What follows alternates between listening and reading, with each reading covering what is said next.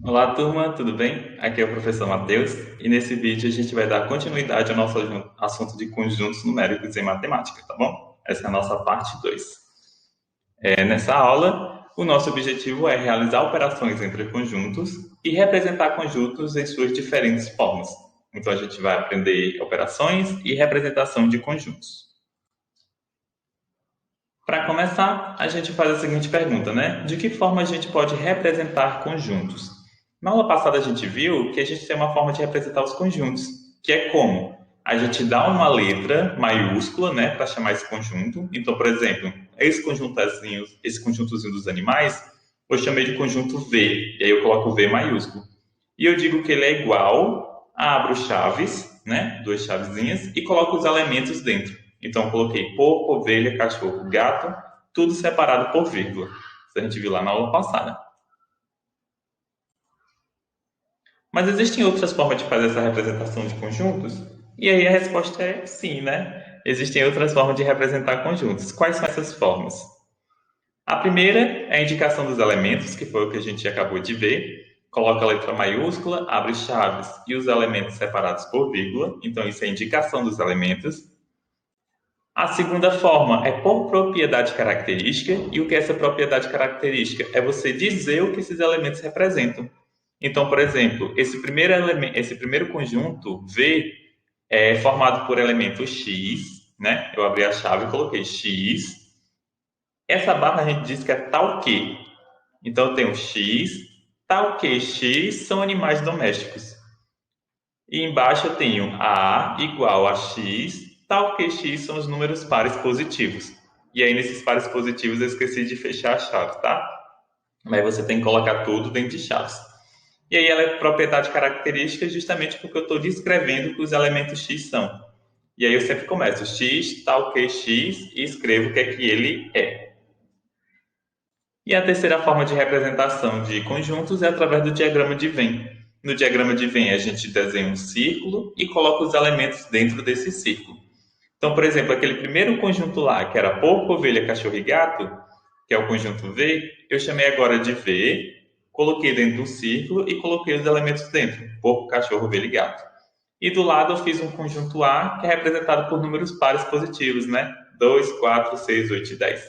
Tá bom? Então a gente tem essas três formas de representar os conjuntos, não esqueça. Quando a gente está falando de conjuntos, a gente pode relacionar um conjunto com outro através do símbolo de contido e não contido. Lembra que na aula passada a gente viu que quando a gente queria representar a relação entre um elemento e um conjunto, a gente dizia que o elemento pertencia ou não pertencia ao conjunto. Quando a gente tem dois conjuntos, um conjunto ele está contido ou não está contido no outro. E aí o contido é esse C, como se fosse um Czinho assim um pouquinho mais puxado, e o não está contido é o Czinho cortado, tá bom? Então vamos lá.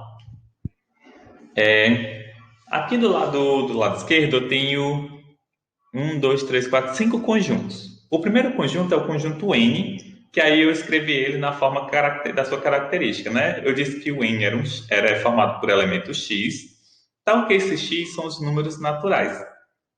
Então, quem são os elementos desse conjunto N? É o 1, o 2, o 3, o 4, o 5, o 6, o 7, o 8, o 9, o 10, o 11, o 12 até o infinito. Tá bom? O conjunto A é formado por elemento X, tal que X são os números pares maiores que zero. Então, A são os números pares maiores que zero. O B são os números pares menores que zero. Então, é quem é menos 2, menos 4, menos 6, menos 8, menos 10, né? O C são os números 1, 1,5, 2, 2,5, 3, 3,5. E o D são as vogais do alfabeto, A, E, I, O, U. Observando esses cinco elementos, agora a gente vai lá para a parte direita. A gente percebe que o A ele está contido dentro do N. Por quê? Porque o A são os números pares maiores que zero. E o N são todos os números naturais. Logo, o A está dentro do N, porque o A é o 2, o 4, o 6, o 8, o 10. E o N é 1, 2, 3, 4, 5, 6, 7, 8, 9, 10. Então, o A está dentro do N, ele está contido. O B são os números pares menores que zero. É o menos 2, menos 4, menos 6, menos 8, menos 10. Então o B ele não está contido dentro do N, porque se o N é os números naturais, e no B a gente tem números negativos, então o B ele não está contido dentro do N. O C também não está contido dentro do N, porque no C a gente tem números decimais. A gente tem 1,5, tem 2,5, tem 3,5, que não são números naturais. E o D também não está contido dentro do N, porque o D é formado por letras e o N são os números naturais. Então o D não está contido dentro do N. Quando o conjunto está contido dentro de outro conjunto, a gente fala que ele é um subconjunto. Então, por exemplo, no exemplo anterior, a gente tinha que o A estava contido dentro do N. Então, a gente vai dizer que o A ele é um subconjunto de N, tá bom?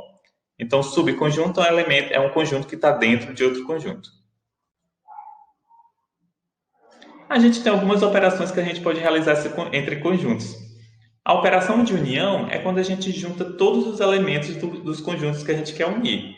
Então, por exemplo, se eu tenho um conjunto A formado pelos elementos -3, -2, -1 e 0, e um conjunto B formado pelos elementos -1, 0 e 1, e eu quero a união de A com B, o que é que eu vou fazer? Eu vou juntar todos os elementos no conjunto só.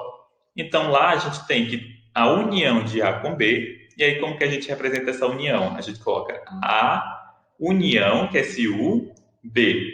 Então, a união B é juntando todos os elementos, então vai ter -3, -2, -1, 0, que vem lá do A, mais o -1, 0 e 1 do B. Como o -1 e 0 está repetido, a gente só escreve eles uma vez, tá bom? Então vai ficar no resultado -3, -2, -1, 0 e 1. Juntei todos os elementos. Outro exemplo, eu tenho aqui ND, que é um conjunto dos estados do Nordeste do Brasil. Eu tenho o N, que é o conjunto dos estados do Norte do Brasil. O S, que é os estados do Sul do Brasil. O SD, que são os estados do Sudeste do Brasil. E o C, que são os estados do Centro-Oeste do Brasil. Se eu fizer a união de todos esses conjuntos, ND, N, S, SN, SD e C, a gente vai ter o conjunto de todos os estados do Brasil. Eu estou juntando Nordeste, Norte, Sul, Sudeste e Centro-Oeste, tá bom? Então aqui é outra forma da gente representar essa união de conjuntos. A gente pode representar também pelo diagrama de Venn. Se eu tenho o conjunto A formado por A, E, I, O, U e o conjunto B formado por W, X, Y, Z e U, quando eu fizer a união de A com U, que é o conjuntozinho azul ali, eu vou juntar todas as letras num conjunto só. E aí o U que está repetido no A e o B, eu coloco só uma vez lá no conjunto união. Outra operação entre conjuntos que a gente tem é a operação de interseção. E aí o símbolo de interseção é o Uzinho de cabeça para baixo, tá bom? A interseção nada mais é que os elementos que se repetem nos conjuntos, é aqueles que estão ao mesmo tempo em ambos os conjuntos. Então, por exemplo, se eu tenho A formado por -3, -2, -1 e 0, e B formado por -1, 0 e 1, eu vou ver quais os elementos que estão repetidos. Então, do A e do B, o que é que está repetido aí? É o -1 e o 0. Então, o conjunto de interseção de A e B vai ser -1 e 0. Bem simples interseção, né? União junta tudo, interseção é aquilo que se repete. Outro exemplo, eu tenho esses dois conjuntos no diagrama de Venn. Eu tenho o A igual a 1, ou o A igual a A, E, I, O, U, e o B é igual a W, X, Y, Z e U. Qual é o elemento que se repete entre eles? A gente consegue ver que é a letra U. A letra U se repete. Como que a gente vai representar isso, né? A interseção do diagrama de Venn? Muito simples. A gente vai pegar os dois círculos e vai juntar um com o outro, de forma a criar uma interseção. Assim, ó. Puf. Pronto. O elemento que se repete, ele vai ficar no centro, na interseção dos dois conjuntos. Os elementos que são apenas de A vai ficar no ladinho do A. Os elementos que são apenas do B vão ficar no ladinho do B. E os que se repetem vão ficar no centro. Então, a interseção de A com B é igual a U, tá bom? Além disso, a gente tem a operação diferença, que nada mais é do que pegar os elementos de A e tirar aqueles que estão também em B. Então, por exemplo, se eu tenho um conjunto A formado por -3, -2, -1 e 0, e o B é formado por -1, 0 e 1, eu vou lá no A e vou tirar aqueles que se repetem em B, que é o menos 1 e o 0. Tirando menos 1 e o 0 do A, vai ficar menos 3 e menos 2, tá bom? Então, temos que A menos B é menos 3 menos 2. Eu peguei o conjunto A e tirei os elementos que também estavam em B, que eram o menos 1 e o 0. Isso daí também é chamado de complementar de B em relação a A. Então, complementar de B em relação a A é a mesma coisa de A menos B. E aí o símbolozinho é esse C, coloca em cima o B e embaixo o A, tá bom? Vamos fazer um exemplozinho. Uma pesquisa, ela foi realizada numa escola, né, no colégio de música, e pediu para os alunos opinarem sobre o seu estilo musical. As opções eram rock, sertanejo e nenhum. Então o aluno tinha que dizer se gostava de rock, sertanejo ou de nenhum. Inclusive ele podia votar nos dois, né, ao mesmo tempo. Eu gosto de rock e de sertanejo. E aí a pesquisa indicou que 458 pessoas gostam de rock, 112 gostam de sertanejo, 62 gostam dos dois ao mesmo tempo e 36 não gostam de nenhum dos estilos. E aí ele quer saber qual o total de alunos que foi entrevistado. Muitas pessoas, quando vê um tipo de questão dessa, o que é que faz? Vai somar todos os valores, já quer saber o total de alunos, né? Ia fazer o quê? Ia somar 36 com 62 com 458 mais 112. Mas isso está errado. Por quê? Como vocês percebem pelo diagrama, que eu fiz aí do lado de um diagrama de Venn, 62 pessoas gostam dos dois estilos musicais ao mesmo tempo. Só que 458 disseram que gostaram de rock. O que vocês têm que entender é que desses 458, 62 também gostam de sertanejo. E lá no sertanejo, 112, dos 112, 62 também gostam de rock. Então aí a gente está contando duas vezes as mesmas pessoas, se a gente somar o 458 com o 112 e o 62. Porque são as pessoas que gostam dos dois ao mesmo tempo. O que a gente tem que fazer? A gente tem que separar esse conjunto. Então eu venho aqui, separo ele.